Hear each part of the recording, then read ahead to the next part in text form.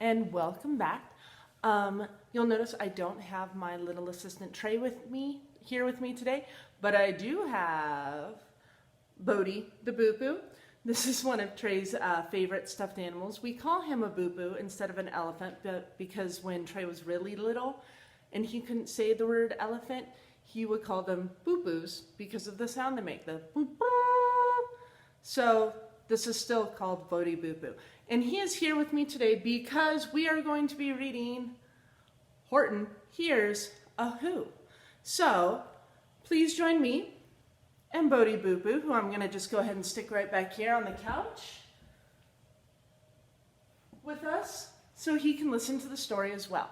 All right, and many of you already know that this is a story written by Dr. Seuss, who's one of my all-time favorites. So settle down, get ready for Horton Hears a Who.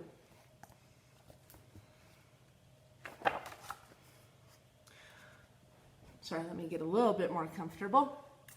On the 15th of May, in the jungle of Newell, in the heat of the day, in the cool of the pool, he was splashing, enjoying the jungle's great joys, when Horton the elephant heard a small noise. So Horton stopped splashing. He looked towards the sound. That's funny, thought Horton. There's no one around. Then he heard it again, just a faint little yelp, as if some tiny person were calling for help. Well, I'll help you, said Horton, but who are you? Where? And he looked and he looked. He could see nothing there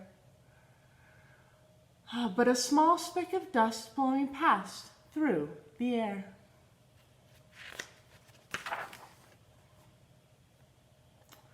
I say, murmured Horton, I've never heard tell of a small speck of dust that is able to yell. So you know what I think? Well, I think that there must be someone on top of that small speck of dust.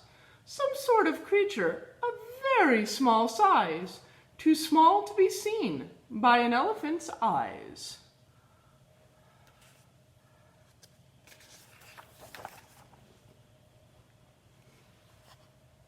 There we go. Some poor little person who's shaking with fear that'll blow in the pool and have no way to steer. I'll just have to save him because, after all, a person's a person, no matter how small.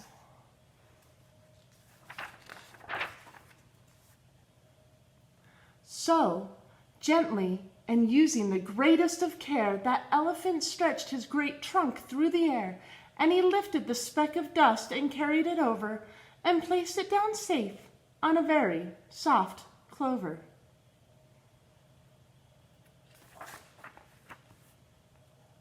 Humph! Humphed a voice.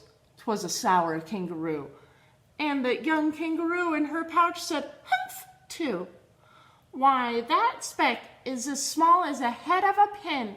A person on that? Psh, why, there never has been. Well, believe me, said Horton. I'll tell you sincerely, my ears are quite keen, and I heard him quite clearly. I know there's a person down there, and what's more, quite likely there's two, even three, even four. Quite likely, well, a family for all that we know, a family with children just starting to grow. So please, Horton said, as a favor to me, try not to disturb them. Just please, let them be. Yeah, I think you're a fool, laughed the sour kangaroo. And the young kangaroo in her pouch said, me too. You're the biggest blamed fool in the jungle of Newell. And the kangaroos plunged in the cool of the pool. What terrible splashing, the elephant frowned. I can't let my very small persons get drowned. I've got to protect them. I'm bigger than they. So he plucked at the clover and hustled away.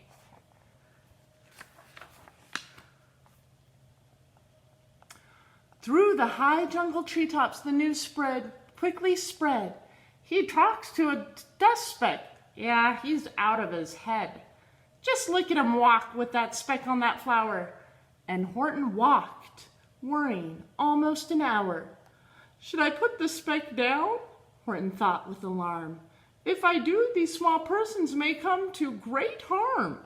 I can't put it down, and I won't. After all, a person's a person, no matter how small."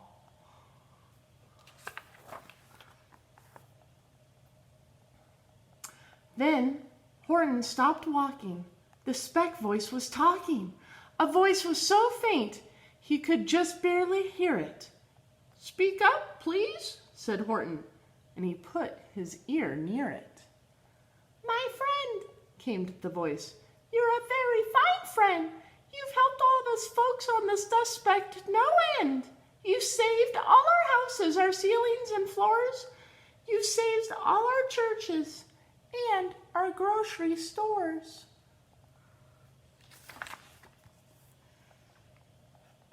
"You mean," Horton gasped, "you have buildings there too?"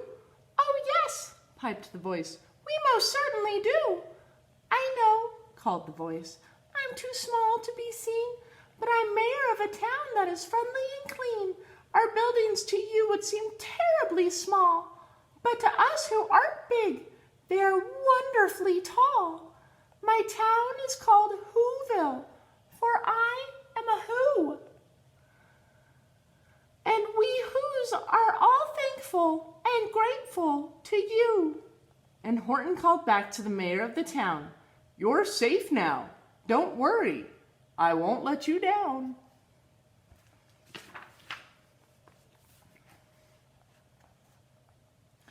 But just as he spoke to the mayor of the speck, 3 big jungle monkeys climbed up Horton's neck. The Wickersham brothers came shouting, "What rot! That elephant's talking to Whos who are not. There aren't any Whos, and they don't have a mayor.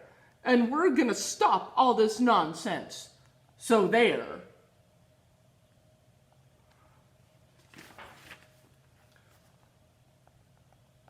They snatched Horton's clover. They carried it off to a black-bottomed eagle named Vladikoff, a mighty strong eagle, a very swift wing. And they said, "Will you kindly get rid of this thing?"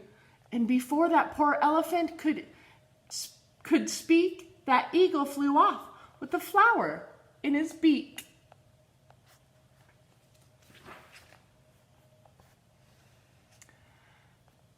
All that late afternoon and far into the night, that black-bottomed bird flapped its wings in fast flight, while Horton chased after with groans over stones that tattered his toenails and battered his bones, and begged, "Please don't harm all my little folks who have as much right to live as us bigger folks do." But far, far beyond him, that eagle kept flapping, and over his shoulder called back, "Quit your yapping. I'll fly the night through. I'm a bird, I don't mind it. I'll hide this tomorrow. Well, you'll never find it."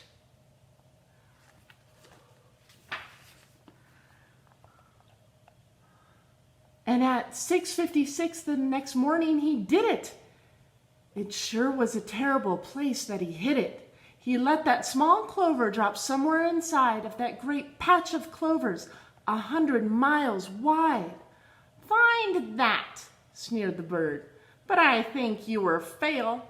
And he left with a flip of his black-bottomed tail.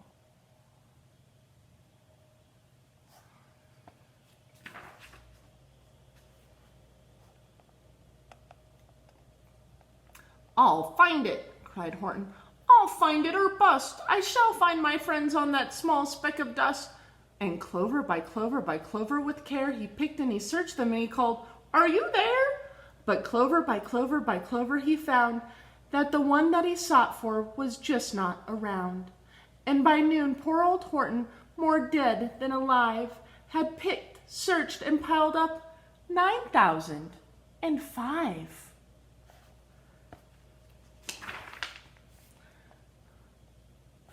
And then on through the afternoon, hour after hour, till he found them at last on the 3,000,000th flower. "My friends," cried the elephant, "tell me, do tell, are you safe? Are you sound? Are you whole? Are you well?"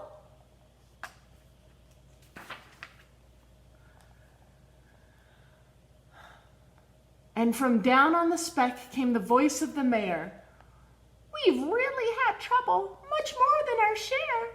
When that black-bottomed birdie let go and we dropped, we landed so hard that our clocks have all stopped. Our teapots are broken, our rocking chairs smashed, and all of our bicycle tires all blew up when we crashed. So Horton, please, pleaded the voice of the mayor's, will you stick by us who's while we're making repairs? Well, of course, Horton answered. Of course I will stick. I'll stick by you small folks through thin and through thick.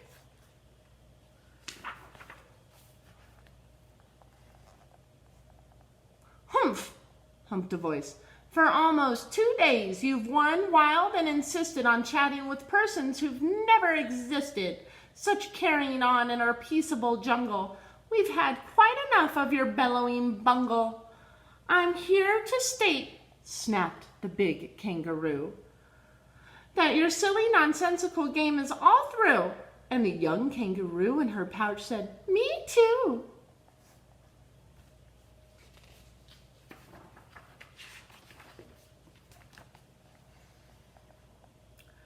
With the help of the Wickersham brothers and dozens of Wickersham uncles and Wickersham cousins and Wickersham in-laws whose help I've engaged, you're gonna be roped and you're gonna be caged. And as for your despot, that we shall boil in a hot steaming kettle of bezelnut oil. Boil it? Gasped Horton. Oh, that you can't do. It's all full of persons. I'll prove it to you.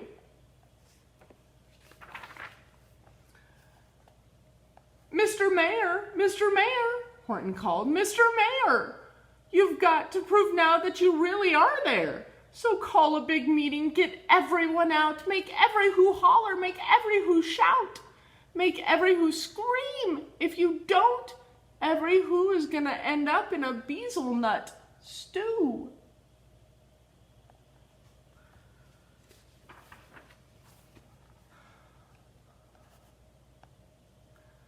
And down on the despot, the scared little mayor, quick called a big meeting in the Whoville town square, and as people cried loudly, they cried out in fear, we are here, we are here, we are here, we are here.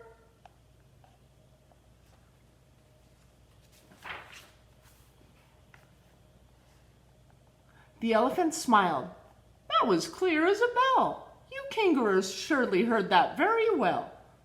All I heard, snapped the big kangaroo, was the breeze and the faint sound of the wind through far distant trees. I heard no small voices, and you didn't either.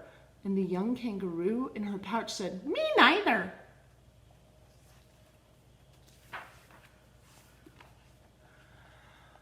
Grab him, they shouted, and cage the big dope. Lasso his stomach with 10 miles of rope. Tie the nuts tight so he'll never shake loose, then dunk that dumb speck in this bezelnut juice. Horton fought back with great vigor and vim, but the Wickersham gang was too many for him. They beat him, they mauled him, they started to haul him into his cage, but he managed to call to the mayor, don't give up, I believe in you all. A person's a person, no matter how small. And you very small persons will not have to die if you make yourselves heard. So come on now and try.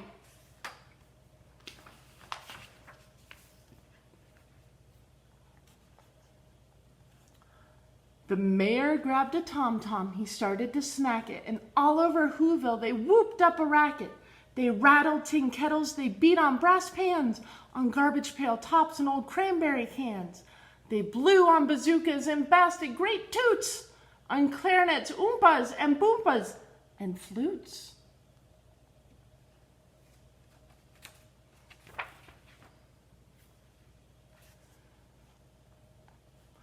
And great gusts of loud racket rang high through the air, and they rattled and shook the whole sky. And the mayor called through the howling mad hullabaloo, hey Horton, how's this? Is our sound coming through? And Horton called back, I can hear you just fine, but the kangaroo's ears aren't quite strong as mine. They don't hear a thing. Are you sure all your boys are doing their best? Are they all making noise? Are you sure every Who down in Whoville is working? Quick, look through your town. Is there anyone shirking? That means not doing their job, not doing their responsibility. That's shirking.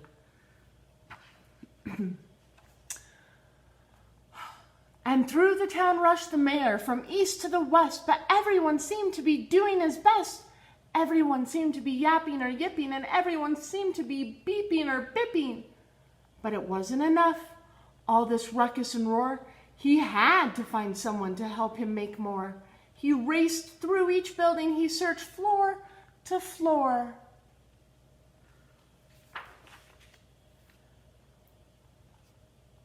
And just as he felt he was getting nowhere, he almost about to give up in despair, he suddenly burst through a door, and that mayor discovered one shirker quite hidden away in the Fairfax Apartments, apartment 12J, a very small shirker named Jojo, who was just standing and bouncing a yo-yo, not making a sound, not a yip, not a chirp. And the mayor rushed inside and grabbed that young twerp.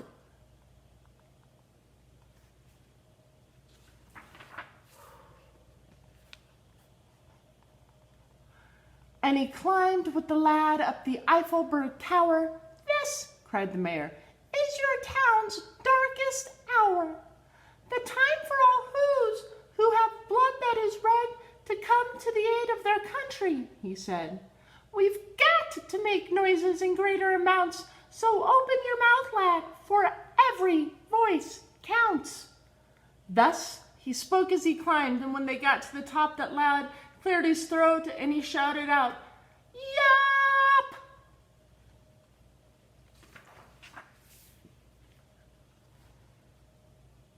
And that yap, that one small extra yap put it over. Finally, at last, from that speck on that clover, their voices were heard. They rang out clear and clean, and the elephant smiled.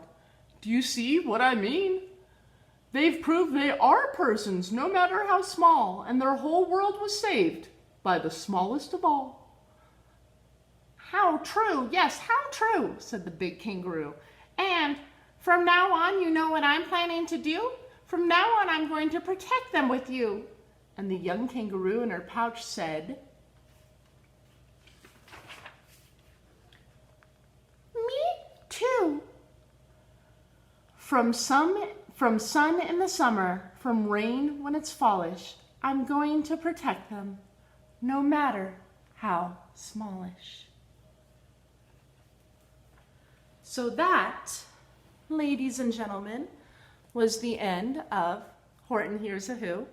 I hope you enjoyed it. It's a really great story, and there's really good lessons that we can take away from this, especially with what's going on now and how everybody has to come together and pitch in, even though pitching in means staying apart and staying away from everyone. But it takes the entire town, it takes everybody to do their part to make sure that people can be safe. So I hope that you enjoyed Horton Hears a Who. I hope that you enjoyed it here with Boodie Boo Boo. And I'm sure we'll see you again soon. Okay? Thank you so much.